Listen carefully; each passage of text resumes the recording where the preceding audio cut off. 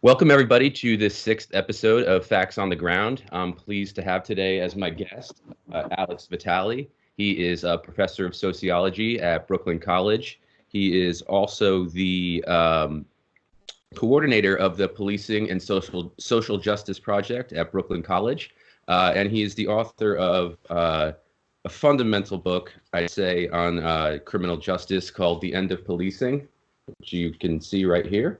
And Alex, thank you for joining me today. I think we should. You bet.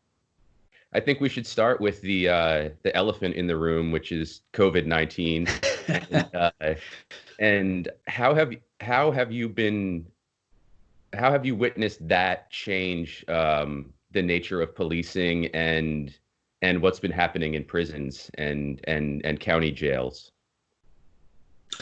So I don't think it's changed the nature of those things at all. I think what we're seeing is that the nature of those things is incredibly problematic and harmful, and that the virus has just accentuated some of these harms. So on policing, what we see is with so many things, when we see policing introduced in to manage a problem, what we're dealing with is some kind of deeper political failure. So when politicians turn social distancing over to the police to manage, that's because they failed on a whole set of public health initiatives that they could have been pursuing instead. So what happens is that these politicians have their daily briefings where they try to polish up their image as a great leader by ordering people to stay inside and seeming to be in control and tough. And then if people don't comply, then they turn it over to the police to manage. But this is not good public health practice. Good public health practice would be to have a diversity of voices speaking, to have people who have credibility in a wide variety of communities mobilized to talk to people so that you get higher compliance so that policing is not necessary. So when we see these videos of police engage in violence towards people over their resistance to them because of the social distancing enforcement, that's not just a failure of policing. It's a failure of political leaders to actually address these problems so police don't have to get involved in the first place. And of course, the pattern we see is racially disparate, that when we involve police in a problem, there's going to be racially unequal outcomes. Because the fact is that the institution of policing exists historically to facilitate racial inequality.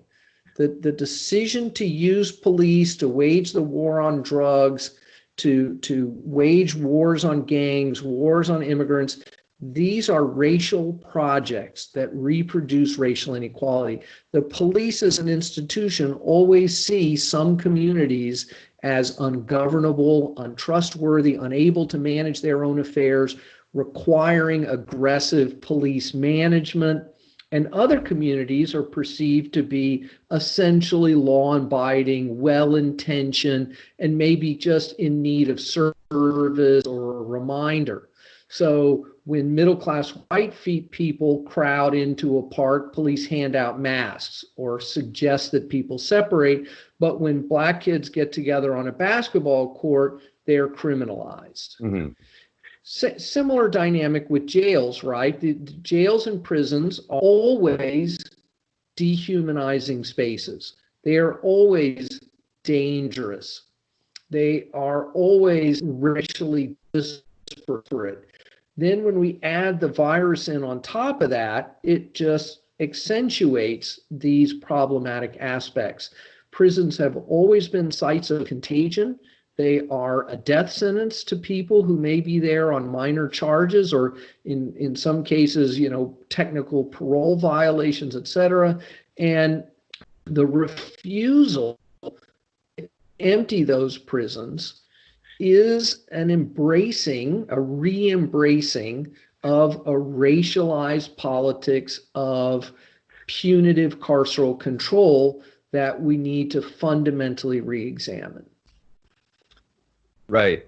And that brings me to the point that you make early on in your book about the origins of policing. A lot of people either aren't aware of the origins of policing or they don't fully understand that it came out of Sir Robert Peel, the Bobbies, and was this basically social control project under the heel of the boot to control Northern Ireland, if I'm not mistaken. Can you talk about that history a little bit? How policing is inherently oppressive because of how it originated and what it was deployed for? Sure. So my argument is that policing exists to manage the consequences of regimes of exploitation. And police emerges in the late 18th and early 19th century in relationship to three kind of interlocking regimes of exploitation, which are colonialism, slavery, and industrial capitalism, the creation of a mass industrial workforce that's usually flooding into cities from dispossession that they've suffered in rural spaces. So everyone talks about, there's this liberal narrative about policing that says, oh, the police were this great progressive innovation. It was better than using the military or the night watch. That was this kind of informal system that wasn't very effective. And everyone talks about Peel and the Peelian principles, policing by consent, civilian policing, and how great this is. But what gets left out of that history is, where did this idea come from? Mm-hmm. And Peel, Robert Peel, Robert Bob, right? Robert Peel, who comes up with this idea, didn't just come out of thin air. His previous job was managing the English occupation of Ireland. So he develops the Irish Peace Preservation Force as a tool of colonial management. He didn't have access to enough troops because of the Napoleonic Wars, and there was resistance to English colonization. There were uprisings, riots, so-called, rural outrages, and he needed a force that could be embedded in communities and that could act preemptively, that could cut things off before they got out of hand. And this is the model that he then brings to London to manage the problems of industrialization, and that also have this kind of Irish colonial management quality to them, because a lot of this new working class are Irish. In the US, we see this intertwining of colonialism, industrialization, and then added to that slavery. So you have the development of what I argue is the first modern police force in the world, which is the Charleston City Watch and Guard, that's formed in the late 1700s. And its primary job is to manage a mobile slave population. Slaves in the cities of the South work outside the homes of their owners in wharves and warehouses, workshops of different kinds, and they have to pass freely. And there is huge fear among the white population of slave uprisings, revolts, or just disorderly behavior. They want to make sure that slaves are not forming reading groups or religious associations or speakeasies or anything like that. That police force is uniform, civilian, 24-hour, professional, all the metrics that we associate with modern policing, but it gets left out of this liberal narrative because the law that it's enforcing is the law of slavery primarily. We had our own colonial police force in the US, groups like the Texas Rangers that were responsible for exterminating the indigenous population, driving out Mexican and Spanish landholders to make way for white settlement. So the history of policing always emerges in relationship to these systems of inequality. And when resistance is low, then there's a lot of talk about crime and disorder, and it seems very apolitical. But whenever there's resistance, then policing shows sort of its truer colors, which is the suppression of that. So we can think of it as, it's the suppression of active resistance, but it's also the suppression of informal resistance, crime, working class behavior, working class pleasures become criminalized as part of an effort to create stability for these regimes of exploitation. So it seems, if I've read your historical analysis right, if I'm hearing you correctly here, that policing started as this phenomenon, you could almost say, and sort of mutated into this unstoppable and now pervasive, all-pervasive entity that we're all affected by in some way. Would you say that's correct? Yeah, and see, as the regimes of exploitation and the levels of resistance change over time, the policing looks differently.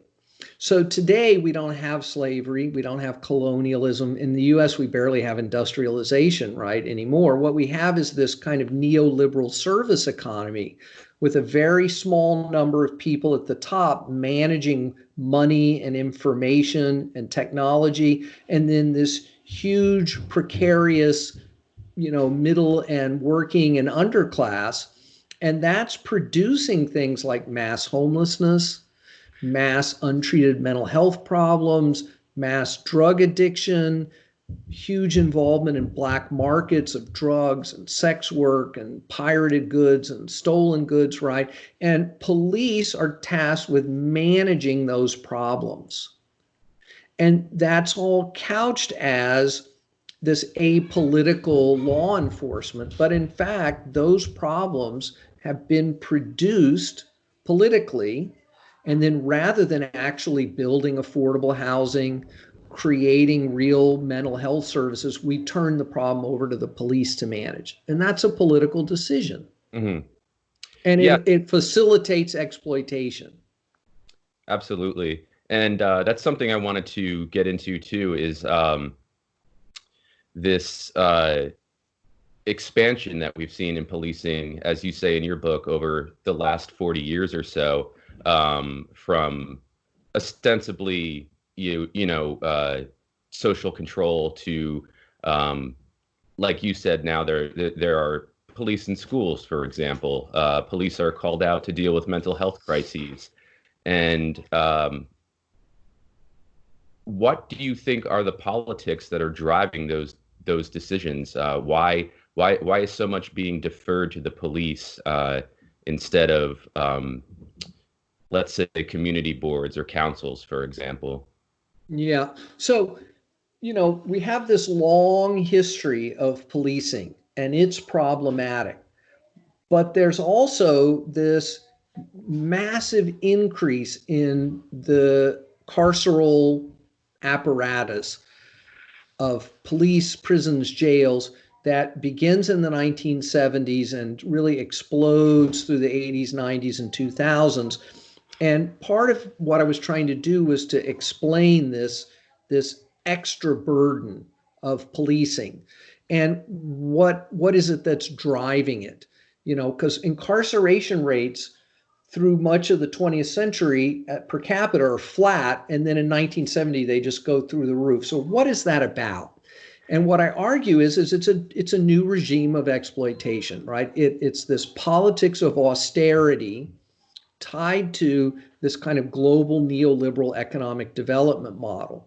And what that means is that the US economy has shifted from industrial production to the management of high finance. Mm-hmm. And that produces a very small number of extremely wealthy individuals, and then a huge number of people who are left out. And the state, rather than trying to bring up the bottom with the few resources that it has, it actually takes its tax base and further subsidizes those at the top, making the problem worse. Mm-hmm. And then when that produces mass homelessness and all these other problems I mentioned, instead of addressing them, it turns the problem over to the police. Mm-hmm. So do you think that it's a failure of imagination, laziness, or just cynicism? No, not at all. No, it's a plan. It's a program, right? Because see, it's what is central to this dynamic is that problems of homelessness, problematic drug use, sex work, youth violence are always framed as being the result of individual or group moral failure. Mm-hmm. You're poor because you're lazy. You're violent because you're immoral.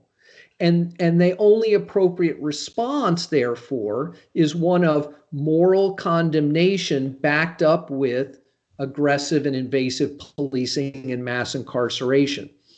And this is central because the alternative would be to acknowledge that this is the result of market failures and government inaction. But this cannot be allowed.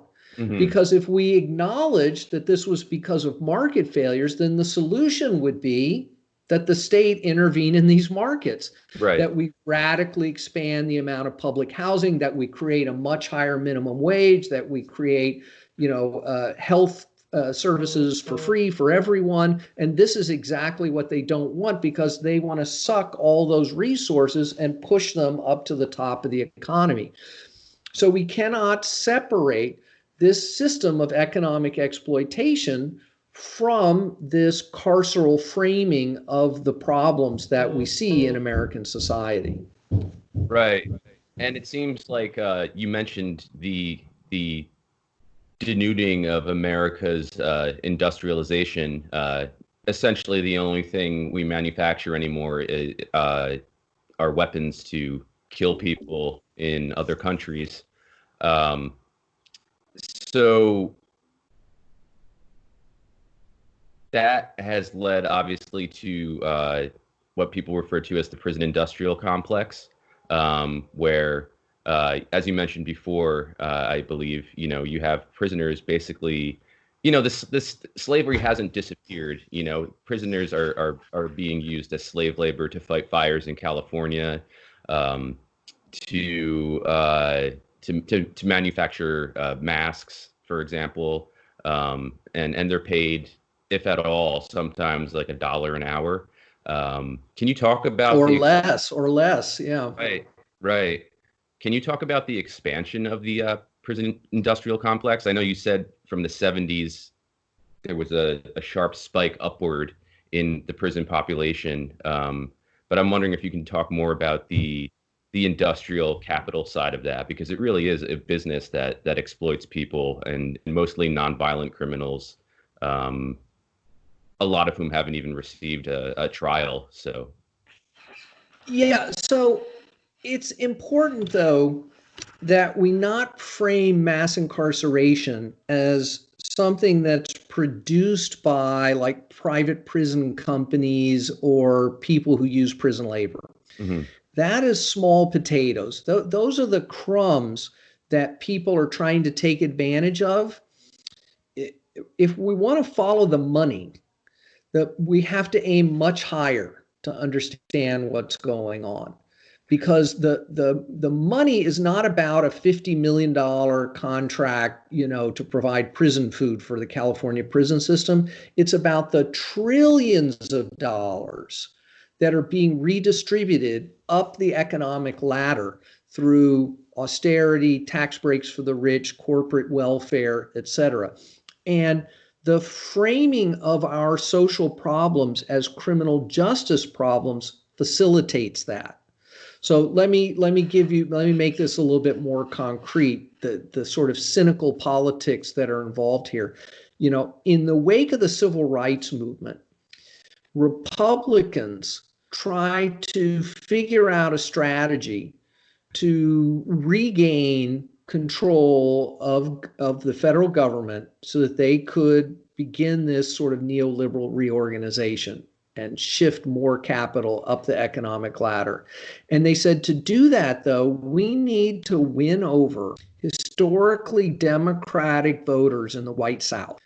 Now they can't re-litigate segregation. That they've lost that battle. The Civil Rights Acts have been passed. What they can do is they can label the race problem a crime and drug problem. Mm-hmm.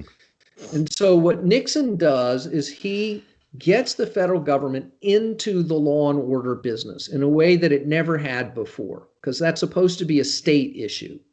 And he said, well, drugs, many of them are imported across the border, many travel across state lines, so there's a federal interest here. Mm-hmm. And we can signal to these historically democratic white Southern voters that we're going to be the party of racial animus, of racism, without ever having to use racist language. Mm-hmm. Right? This is the beginning of all this dog whistle politics. Right. So the war on drugs was never about public health, was never about public safety. It was never about prison contracts or prison labor. It was a strategy for constructing a political majority that could allow them to pursue this economic reorganization that we're dealing with today. And it was so successful that the Democrats just followed in lockstep behind them. Right. So that even when we get Clinton, he gives us the 94 crime bill, expands the death penalty. He further ramps up mass incarceration because he sees how well this cynical politics of racism works. So, yes, private prisons are problematic and prison labor is exploitative. But even if we got rid of those things, it would not fix the injustice of what's going on. In New York State, we don't have private prisons. We don't have prisoners doing labor for profit for companies. They do some manufacturing for state government, but it's small potatoes. No, what drives it is this larger overall political construction. And so we've got to aim higher. We've got to be clear who the real enemy is here if we're going to make any progress on this. And who would you identify that enemy as? Well, we have to understand it in political terms, right? Who is constructing this politics of mass incarceration? Who's facilitating it? Every time some Democratic mayor says we need more money out of the budget to hire more police, they're making this whole system possible. They're not our friends. What they're doing is not making us safer. What they're doing is they're facilitating a massive redistribution of wealth up the economic ladder and then papering it over with a repressive criminal justice system. So that means we can't our energy at a police or a prison warden and say, oh, well, there's abusive policing. It's the police chief's fault. We need better training for police and we need to hold police accountable. No. As desirable as that might sound, what we need is to demand that the local government quit using police to manage the homelessness problem, quit using police to manage failed schools, quit using police to handle mental health, the absence of mental health services, quit using police to manage drug markets and sex work that people engage in out of economic deficit. Mm-hmm. Yeah, that's a good point. And that brings me to something else I wanted to get to as well, tangentially. With the expansion of police into all these different areas of social life, we've obviously seen an increase in police violence, especially toward people of color. It seems like the list of Black men who've been murdered by police is endless. And recently we saw Breonna Johnson, I believe her name is, who was shot and killed in her own home. She was an EMS worker. I believe that was that Kentucky or Tennessee? I forget. Kentucky or Georgia? I can't remember offhand. So not only is there more police presence, but there's this instinct that I've noticed, especially among police, that I've encountered in suburban areas, where the first reaction is, and certainly in the city too. I lived in Brooklyn for over 10 years, so I saw a lot of police misconduct, to put it lightly. But now it seems like the attitude of most police is shoot on sight, ask questions later. They go into every interaction with an aggressive posture, and some of that's understandable if they're scared or they don't know what they're walking into. But it seems to have become de rigueur among police across the country that the first thing they do when they get out of the car at a traffic stop is to put their hand to their pistol, or some aggressive posture. So can you talk about this I want to say spike that we've seen, but I know it's violence that's always been happening. I mean, going back to the Black Panthers and even before that, well before that. But can you talk about this? What we're seeing it more now because of social media and cell phones. And can you talk about that? It's kind of like what was the darkness is coming out into the light. Yeah, so it's not clear that there's anything sort of dramatically new going on. We don't have great data on police killings, but we seem to think that there's about 1,000 a year, and that's been true for a number of years. Actually, the numbers were higher in the 70s, and there were a series of efforts to firearms.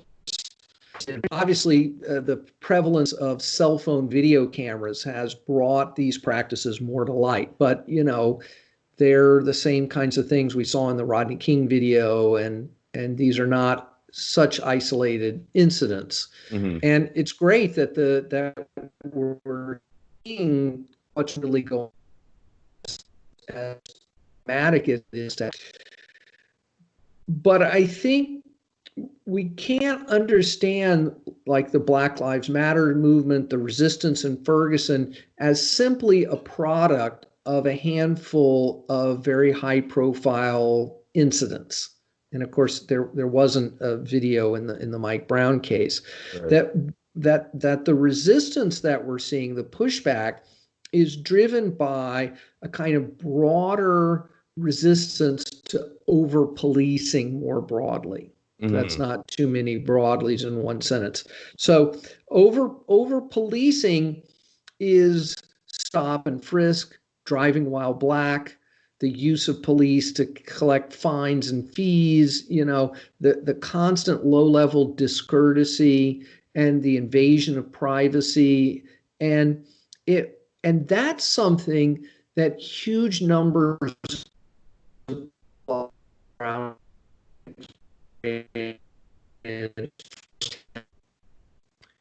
Sorry, you're breaking up. Who's been injured by police? Can you hear me? On the yes. Oh, sorry, you broke up a little bit there. Yeah, that can happen. Hopefully the recording's fine though. Yeah. So that lots of people have experienced personally this bad low-level policing. And part of the reason for that is that the policing has become more pervasive because the social problems they've been tasked with managing have become more pervasive.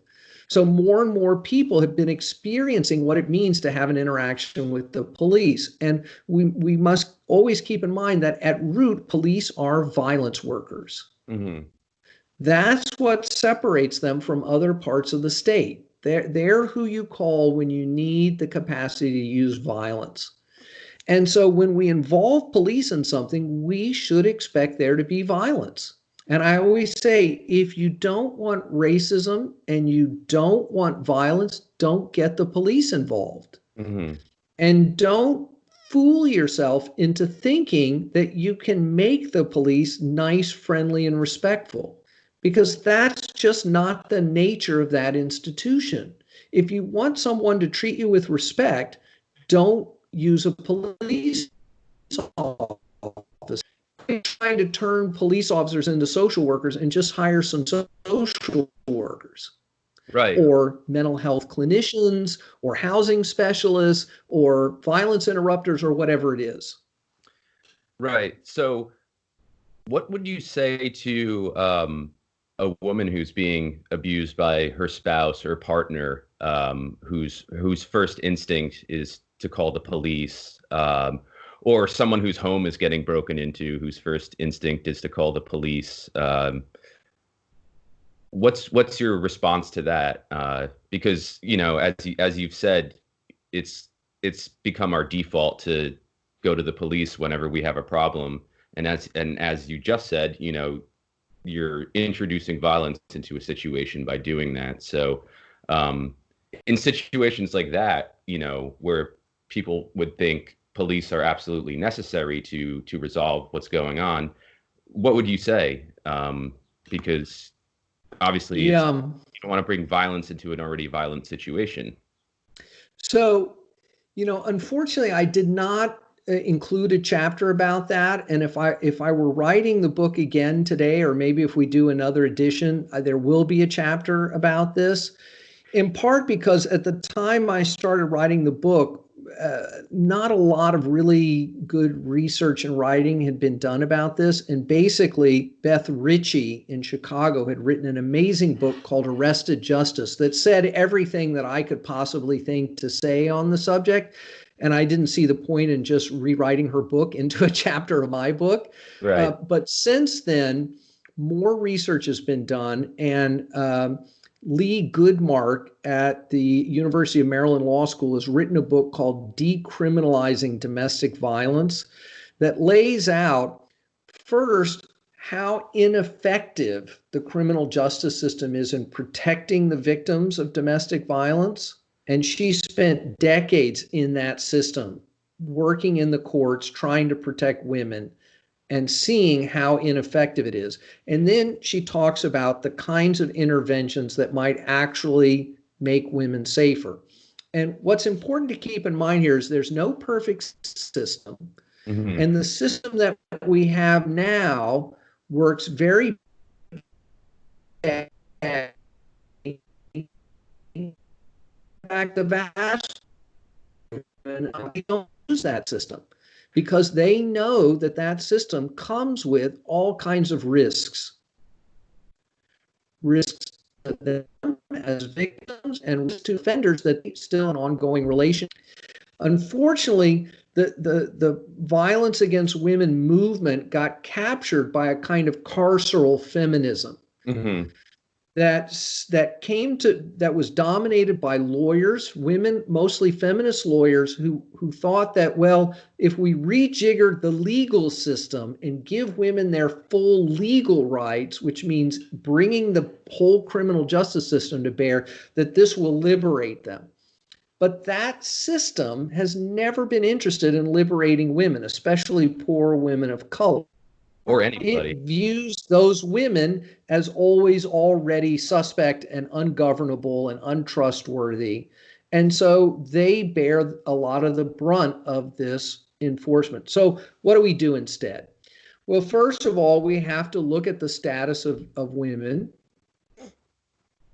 and economic dependency, and that often contribute to their being trapped in abusive relationships. So what are the avenues to improve their social non-violent shelters, but also economic development programs, lifting the wages for women, narrowing the wage gap between men and women for performing the same work. We also have to understand there are complex psychological dynamics at work here that are tied usually to long-standing traumas, often in the lives of both the victims and the offenders. Traumas that the criminal justice system often makes worse rather than. For a lot of families, the solution lies in some kind of community-based anti-violence center that provides resources to everyone in the family. Economic resources, but also resources to overcome those traumas, to find better ways to manage their problems. We also need to mobilize families and social networks who can intervene. And for a lot of women and other victims of domestic violence, that's the only resource there.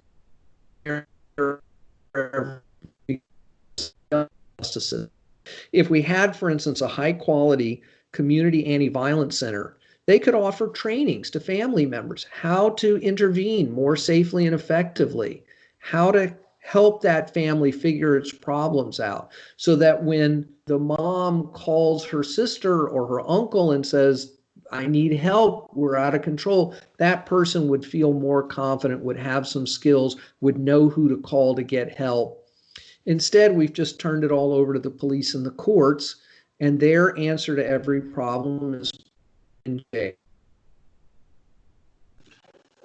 Sorry, can you say that last part again? Yeah. So their answer, right, when we turn the problem over to the courts and jails, their answer to every problem is, put more people in prison. Right. So I want to go back to what you mentioned earlier, the 1994 crime bill, which was passed under Clinton, and the current Democratic frontrunner, Joe Biden, had a heavy hand in that. A lot of people have this misconception, this historical misconception that the Clinton administration and even the Obama administration were very benevolent toward Black communities and communities of color. And if you really dig into facts, it's just not the case. It's the opposite. So can you talk a little bit about that 1994 crime bill and maybe what you know of Biden's involvement in it, and maybe a little bit about how under Obama, he became known as the deporter in chief. He was a carceral president, just as Clinton was. Perhaps you could talk about that a little bit, this liberal myth. Yeah, as I mentioned, this move towards policing in prisons has been bipartisan, and Clinton, is responsible for this huge ramping up of the criminal justice system, hiring more police, incentivizing states to build prisons, incentivizing states to lengthen prison sentences. Now, that's not the whole explanation. Jonathan Pfaff, in his book Locked In, shows that individual prosecutors across the country also are sort of reading the tea leaves and feeling pressure to get tough. And so they directly, facilitate this ramping up of incarceration. But Clinton gets this false credit for helping Black America. Mm-hmm. And there's this narrative, well, the economy did very well under Clinton, and it did, and that this lifted employment for African Americans. Western said unemployment numbers track those people who are looking for work. Mm-hmm. It turned out that all of the reductions in statistical unemployment for African American men could be explained by their being incarcerated. They didn't find jobs. The reason they weren't looking for work anymore was that they were incarcerated. Right. That in fact, African American men did not experience any improvement in their economic prospects under the Clinton administration. Whites did, and some Black women did, but African American men did not. Obama's not much better. He talked a good game about racial justice and reconciliation and moving forward and hope, and but incarceration continued to increase, and of course, as you mentioned, deportations increased astronomically. Mm-hmm. And border policing deserves equal interrogation to other forms of policing. Why have we turned our foreign policy problems over to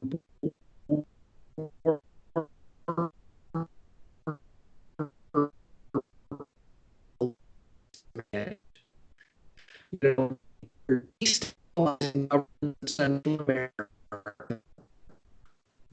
We have mass economic necessity or to flee terror, we then criminalize them at the border in racialized terms. Mm-hmm. And we feed a kind of xenophobic racist nationalism. So border policing is part of the problem too. Yes, definitely. And ICE as well. I often refer to them as a domestic goon squad, like the US's version of the Mukhabarat or something, you know? Well, now we need to understand, right, that the border is everywhere. Right. Everywhere there's an ICE agent, that's the border. Mm-hmm. Yeah. And so, you know, we just talked about Clinton and Obama, and it doesn't seem like under Trump things have gotten any better or that there's any sign of improvement.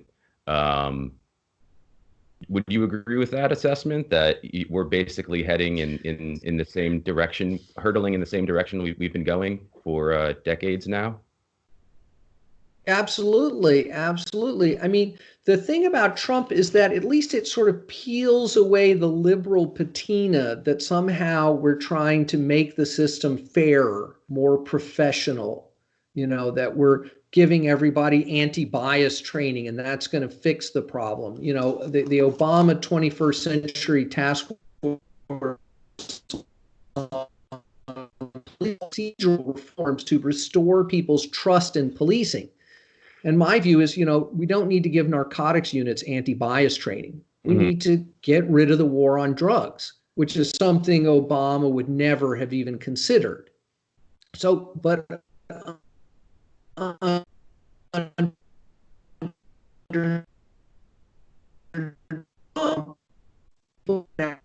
things because more stuff. If Trump thinks police is the answer, maybe then we should really question why we're using police to do these things.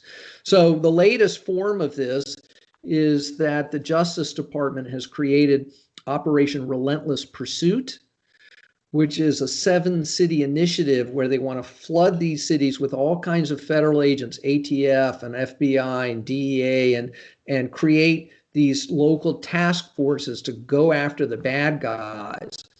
And because it's coming from the Trump administration in part, local resistance is building to this initiative. Cleveland, Baltimore, Albuquerque, Detroit,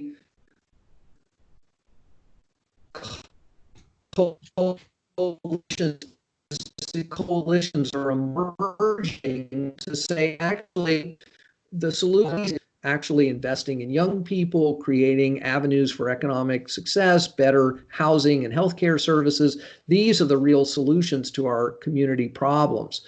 So Trump has kind of opened the door in a way to a much better politics around changing our reliance on the criminal justice system than calling for, body cameras and implicit bias training.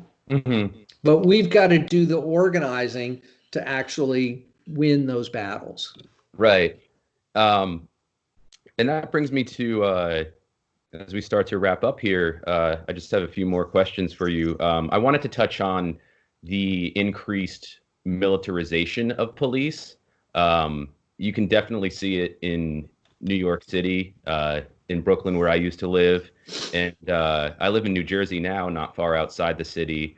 But even police in, these towns just outside the city, they have, you no longer see the squared off cop car from TJ Hooker, with just, with just sirens on top of it. It's they have SUVs with battering rams on the front. They have body armor. There was one day I had to go to a Walmart to pick up some prescriptions, and they had police there. Again, this is what we were talking about. They had police there to manage the crowd during COVID-19 and make sure everybody was 6 feet apart and the line was moving, at such and such a rate. And even they were wearing body armor. And it's, if you stop and think, we're so used to it, we see it all the time that we don't think about it. But when you do stop and think about it, it's ridiculous. And I know there is this sort of pipeline between the military and the police, the Defense Department and the police, where police forces around the country, where they can essentially purchase, old or relegated military equipment to add to their arsenal. Yeah, police battalion or whatever you want to call them.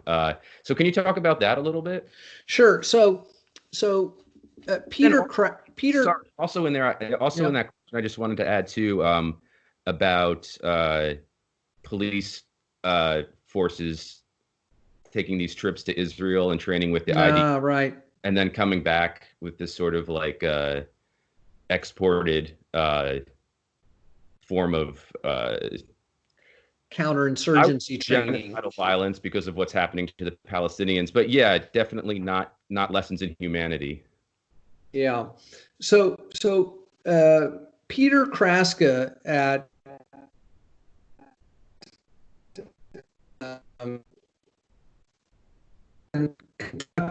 father of researcher about militarized policing, and he points out that we can't reduce militarized policing to a discussion of hardware, that it also includes a whole set of tactics, strategies, training, and an ethos of policing.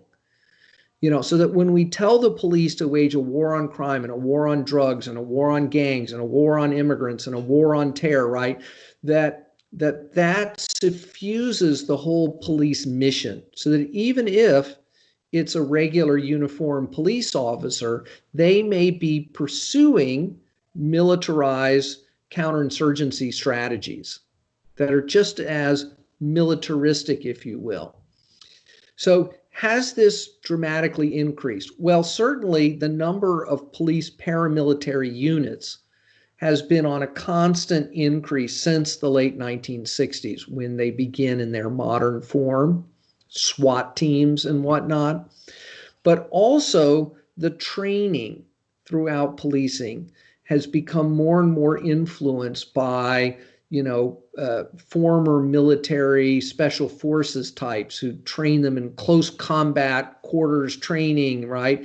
And also the ways in which policing is viewed as this war against suspect populations who are always about to kill you, that every encounter could be your last. And this has explained, I think, some of the most tragic shootings we've seen, which is shoot first, ask questions later, see gun, neutralize threat, rather than trying to assess, oh, actually that's a kid with a toy gun, or oh, that's someone who picked a gun up to buy it in a store that sells guns, but they shoot first, neutralize the threat, at the very first instance, because they have this war footing that's guiding their mindset.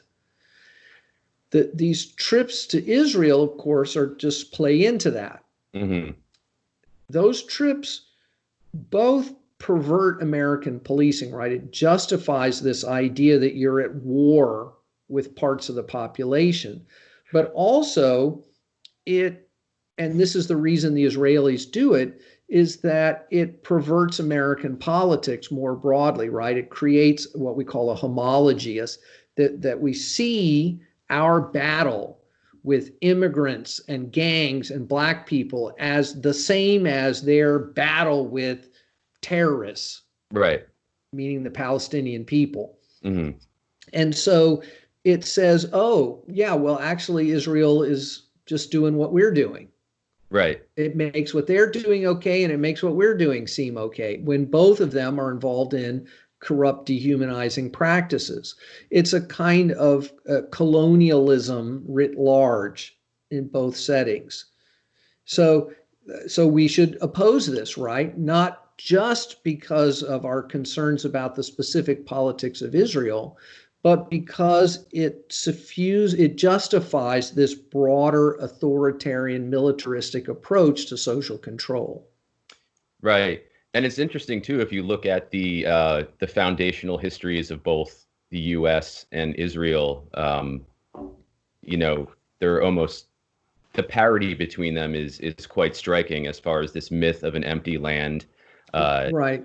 And we made the settler colonialism. Right. We made the desert bloom, and so it's not surprising that both countries would develop some form of hostile forces for ostensibly for social control, and they look the same, and now they're intertwined with each other. They're in South Africa historically, under apartheid, similar settler colonialism approach. Right. So a lot of this, what we've been talking about, I've learned about only in the last few years. I majored in criminal justice as an undergrad at Rutgers, and it was a decent program, but besides the international law and humanitarian law classes I had and a sociology class I took, there really was none of the classes addressed anything that we've talked about today. It was just very conservative. We learned about all the standard theories, the broken windows policy, etc. But there was nothing about the increased militarization of police, the using force before anything else. And you're in academia. Have you seen a change in criminal justice programs in that regard? So criminal justice programs, and I'm not in one, I'm in a sociology department and I'm trained as a sociologist. And this is relevant, right? Because criminal justice programs are sites for reproducing the criminal justice system. They're cop shops, we call them. They're not interested in truly critical scholarship for the most part. I mean, there are critical scholars in these departments. They manage to win their way in there through high quality scholarship. They're excellent teachers and they find a little home, and these programs can tolerate one or two critical voices, and that livens things up. And then they invite me to come and, oh, isn't this interesting, right? Right. But fundamentally, the orientation is on training people to be police and prison guards and wardens and parole supervisors and things like that. So they're not interested in questioning the fundamental legitimacy of these institutions. And so they weave a set of kind of liberal narratives about a kind of legal formalism about, well, we're just enforcing the law. Mm-hmm.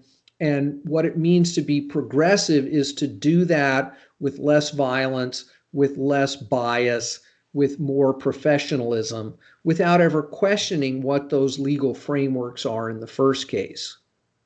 Right. So do I see any change happening? Not really in those circles. I mean, I do get some invitations to go and give my little talk, and I think that what I do see happening is that the sort of abolitionist tendency or the deeply critical tendency is gaining some momentum across the field of criminology writ large, but mostly those few critical people or the sociologists, not the sort of central criminal justice faculty who think that we're nuts. Mm-hmm. In part because we threaten to undermine everything that they stand for. Right. Including all the big grants that they get and all their cozy relationships with police departments who feed them students for special programs and things like that. Yeah. And it's almost like these people can't conceive of a world without police control. Like they can't conceive of a world that has a different system than we have now, a more just system, or maybe no system at all. I don't know what but so that brings me to my last question then. people like you and I who are interested in opposing this militaristic policing, this carceral justice system. What alternatives do we have? Like, what can we put forth to other people who say, well, we need police? What other options are there? I know that in your book, it says that you are the coordinator of the Policing and Social Justice Project at Brooklyn College. Is that project working on anything in that regard as to providing alternatives to police, community-based alternatives, for example? Absolutely, absolutely. That's really the focus of our work. And in New York City, the main project we work on is in developing alternatives to gang suppression policing. So we're working with community-based violence interrupters. We're looking at targeted economic development programs, better youth centers, trying to develop those strategies that will make those communities safer, that will build individuals up instead of tearing them down. And really what this is about is trying to imagine and create an alternative idea about what justice is. Because our notion of justice has become so perverted, right? Justice is about punishment, accountability is about incarceration, and it doesn't have to be that way. So we're also working on projects nationally with places who are trying to figure out alternatives to school policing, pushing back against Operation Relentless Pursuit, as I mentioned before, efforts to do a rethink on the 94 crime bill. There's a national coalition that's working on that. And part of that is saying, rather than the federal government subsidizing more police and prisons, why don't we subsidize more mental health counselors in the schools, more subsidize affordable housing for folks who are homeless and have a variety of challenges that they're facing, So that's the kind of alternative we need to develop. And what I say to folks is, when I go into a community, as I often do, and am invited to work with them some, I say, well, first we need to start with a kind of needs assessment. What are the problems? Because communities have a lot of problems, and we need to be frank about that. But then we need to say, well, what are the strategies that we would want to see used if we could put everything on the table? And we should have some criteria for choosing. We should choose things that have some record of effectiveness, that can be done efficiently, save money, and also that treat people with as much dignity as possible. Mm-hmm. And of course, policing fails on all three of these. Right. But show me the problem, and then let's talk about what the specific interventions are. And these can be very narrow, tailored interventions to at least get the ball rolling while we work on the big picture things like poverty and racial inequality. We can't fix those things overnight, exactly. But we also can't allow this problem to fester until we have the revolution and fix all those big things. Right. I think the way we get to those big things is by having this kind of radical approach to fixing the small things.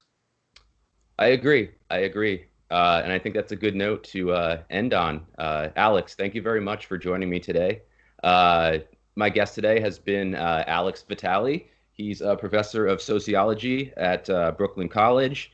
And as I had mentioned, he's also the coordinator of the Policing and Social Justice Project at Brooklyn College. His book, which I say is a must-read for anybody interested in policing, sociology, social justice, even criminal justice, The End of Policing.